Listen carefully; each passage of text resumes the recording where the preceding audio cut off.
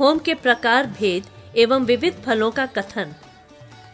भगवान महेश्वर ने कहा, देवी, होम से युद्ध में विजय, राज्य प्राप्ति और विघ्नों का विनाश होता है। पहले कृच्छ व्रत करके देह शुद्धि करें, तदंतर 100 प्राणायाम करके शरीर का शोधन करें, फिर जल के भीतर गायत्री जप करके 16 बार प्राणायाम करें। पूर्वाह्न काल में अग्नि में आहुति समर्पित करें। भिक्षा द्वारा प्राप्त यव निर्मित भोज्य पदार्थ, फल, मूल, दुग्ध, सत्तू और घृत का आहार यज्ञ काल में विहित है। पार्वती, लक्ष्य होम की समाप्ति पर्यंत एक समय भोजन करें। लक्ष्य होम की पूर्णाहुति के पश्चात गौ, वस्त्र एवं सुवर्ण की दक्षिणा दें। सभी प्रकार के उत्पातों के प्रकट होने पर 5 या 10 ऋत्विजों से पूर्वोक्त यज्ञ करावें। इस लोक में ऐसा कोई उत्पात नहीं है जो इससे शांत न हो जाए। इससे बढ़कर परम मंगल कारक कोई वस्तु नहीं है। जो नरेश पूर्वोक्त विधि से ऋत्विजों द्वारा कोटि होम कराता है, युद्ध में उसके सम्मुख शत्रु कभी नहीं ठहर सकते हैं। उसके राज्य में अतिवृष्टि, अनावृष्टि, मूषक उपद्रव, टिड्डी दल, शुकोपद्रव एवं भूत राक्षस तथा युद्ध में समस्त शत्रु शांत हो जाते हैं। कोटि होम में 20, 100 अथवा सहस्त्र ब्राह्मणों का वरण करें। इससे यजमान इच्छानुकूल धन वैभव की प्राप्ति करता है। जो ब्राह्मण, क्षत्रिय अथवा वैश्य इस कोटि होमात्मक यज्ञ का अनुष्ठान करता है, वह जिस पदार्थ की इच्छा करता है उसको प्राप्त करता है। वह सशरीर स्वर्ग लोक को जाता है। गायत्री मंत्र, ग्रह संबंधी मंत्र, कुष्मांड मंत्र, जात वेदा अग्नि संबंधी अथवा इंद्र, वारुण, वायव्य, याम्य, आग्नेय, वैष्णव, शाक्त, शैव एवं सूर्य देवता संबंधी मंत्रों से होम पूजन आदि का विधान है। अयुत होम से अल्प सिद्धि होती है। लक्ष्य होम संपूर्ण दुखों को दूर करने वाला है। कोटि होम समस्त क्लेशों का नाश करने वाला और संपूर्ण पदार्थों को प्रदान करने वाला है। यव, धान्य, तिल, दुग्ध, घृत, कुश, प्रसातिका, छोटे दाने का चावल, कमल, खस, बेल और आम्रपत्र होम के योग्य माने गए हैं। कोटि होम में 8 हाथ और लक्ष्य होम में 4 हाथ गहरा कुंड बनावे। अयुत होम, लक्ष्य होम और कोटि होम में घृत का हवन करना चाहिए। मनवंतरों का वर्णन। अग्निदेव कहते हैं, अब मैं मनवंतरों का वर्णन करूंगा। सबसे प्रथम स्वयंभुव मनु हुए हैं। उनके आग्नेत्र आदि पुत्र थे। स्वयंभू मनवंतर में यम नामक देवता और आदि सप्तऋषि तथा शतक्रतु इंद्र थे। दूसरे मनवंतर का नाम था स्वरोचिषः। उसमें पारावत और तुषित नामधारी देवता थे। स्वरोचिष मनु के चैत्र और किम पुरुष आदि पुत्र थे। उस समय विपश्चित नामक इंद्र तथा ऊर्जस्वंत आदि द्विज सप्तऋषि थे। तीसरे मनु का नाम उत्तम हुआ। उनके पुत्र अज आदि थे। उनके समय में सुशांति नामक इंद्र, सुधामा आदि देवता तथा वशिष्ठ के पुत्र सप्तऋषि थे। चौथे मनु तामस नाम से विख्यात हुए। उस समय स्वरूप आदि देवता, शिखरी इंद्र, ज्योतिर्होम आदि ब्राह्मण सप्तऋषि थे तथा उनके ख्याति आदि 9 पुत्र हुए। रैवत नामक 5वें मनवंतर में वितत इंद्र, अमिताभ देवता, हिरण्य रोमा आदि मुनि तथा बलबंद आदि पुत्र थे। छठे चाक्षुष मनवंतर में मनोजव नामक इंद्र और स्वाति आदि देवता थे। सुमेधा आदि महर्षि और पुरु आदि मनु पुत्र थे। तत्पश्चात 7वें मनवंतर में सूर्य पुत्र श्राद्ध देव मनु हुए। इनके समय में आदित्य, वसु तथा रुद्र आदि देवता, पुरंदर नामक इंद्र, वशिष्ठ, काश्यप, अत्रि, जमदग्नि, गौतम, विश्वामित्र तथा भरद्वाज सप्तऋषि हैं। ये वर्तमान मनवंतर का वर्णन है। वैवस्वत मनु के इक्ष्वाकु आदि पुत्र थे। इन सभी मनवंतरों में भगवान श्री हरि के अंशावतार हुए हैं। स्वयंभू मनवंतर में भगवान मानस के नाम से प्रकट हुए थे। तदंतर शेष 6 मनवंतरों में क्रमशः अजित, सत्य, हरि, देववर, वैकुंठ, और वामन रूप में श्री हरि का प्रादुर्भाव हुआ। छाया के गर्भ से उत्पन्न सूर्य नंदन सावर्णी 8वें मनु होंगे। वे अपने पूर्वज ज्येष्ठ भ्राता श्राद्ध देव के समान वर्ण वाले हैं, इसलिए सावर्णी नाम से विख्यात होंगे। उनके समय में सुतपा आदि देवता, परम तेजस्वी अश्वत्थामा आदि सप्त ऋषि, बलि इंद्र और विरज आदि मनु पुत्र होंगे। 9वें मनु का नाम दक्षसावर्णी होगा। उस समय पार आदि देवता होंगे।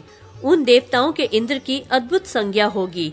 उनके समय में सवन आदि श्रेष्ठ ब्राह्मण सप्त ऋषि होंगे और धृत केतु आदि मनुपुत्र।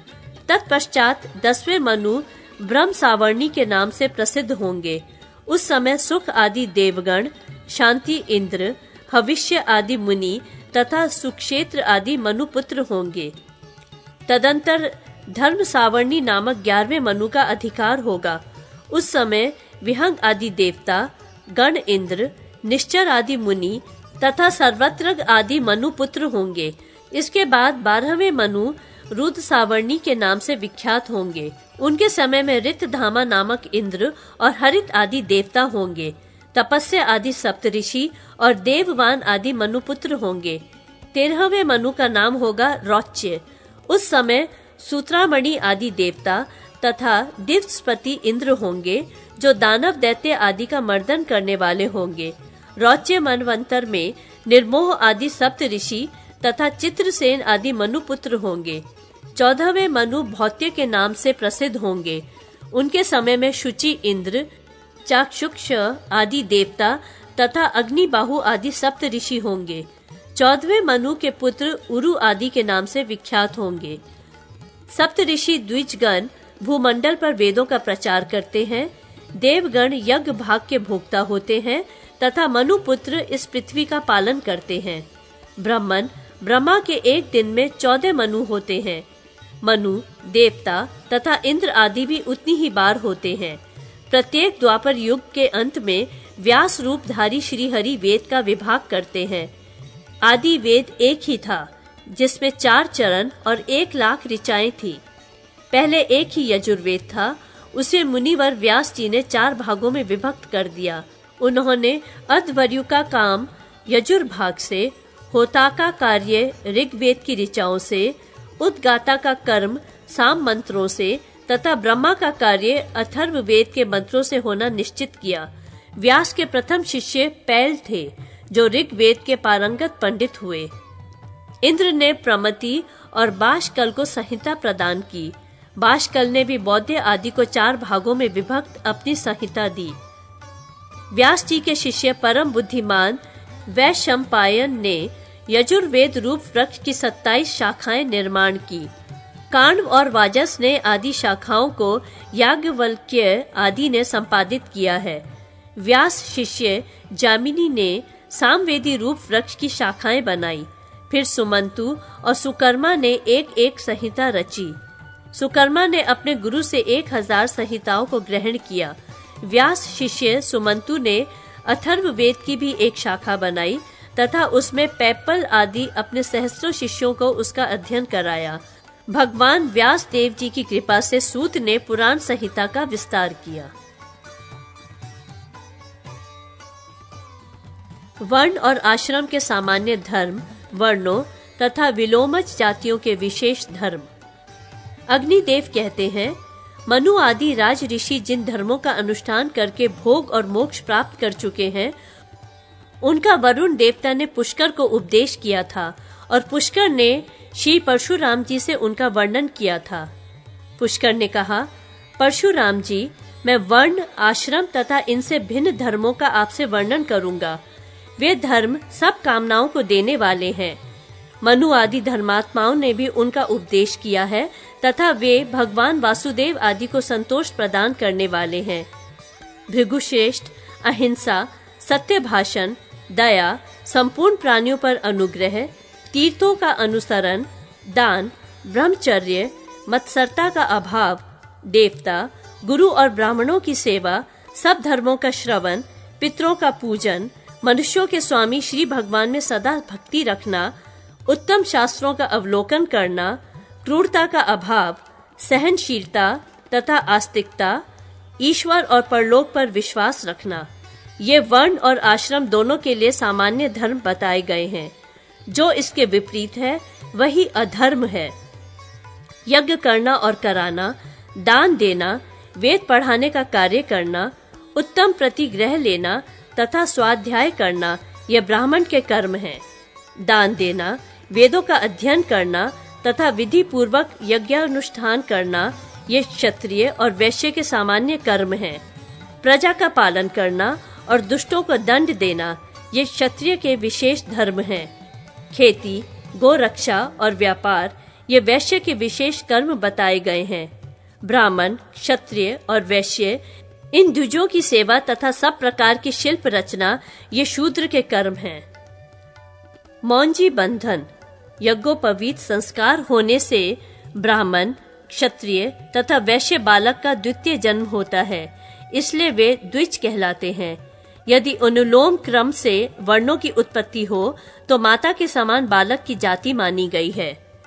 विलोम कर्म से अर्थात शूद्र के वीर्य से उत्पन्न हुआ ब्राह्मणी का पुत्र चांडाल कहलाता है। क्षत्रिय के वीर्य से उत्पन्न होने वाला ब्राह्मणी का पुत्र सूत कहा गया है और वैश्य के वीर्य से उत्पन्न होने पर उसकी वैदेहक संज्ञा होती है। क्षत्रिय जाति की स्त्री के पेट से शूद्र के द्वारा उत्पन्न हुआ विलोमज पुत्र पुक्कस कहलाता है। वैश्य और शूद्र के वीर्य से उत्पन्न होने पर क्षत्रिय के पुत्र की क्रमशः मागध और अयोगव संज्ञा होती है। वैश्य जाति के स्त्री के गर्भ से शूद्र एवं विलोमज जातियों द्वारा उत्पन्न विलोमज संतानों के हजारों भेद हैं।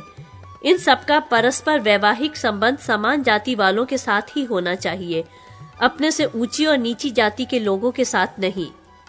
वध के योग्य प्राणियों का वध करना, यह चांडाल का कर्म बताया गया है।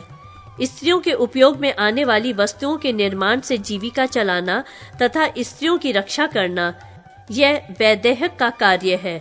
सूतों का कार्य है घोड़ों का सारथीपना।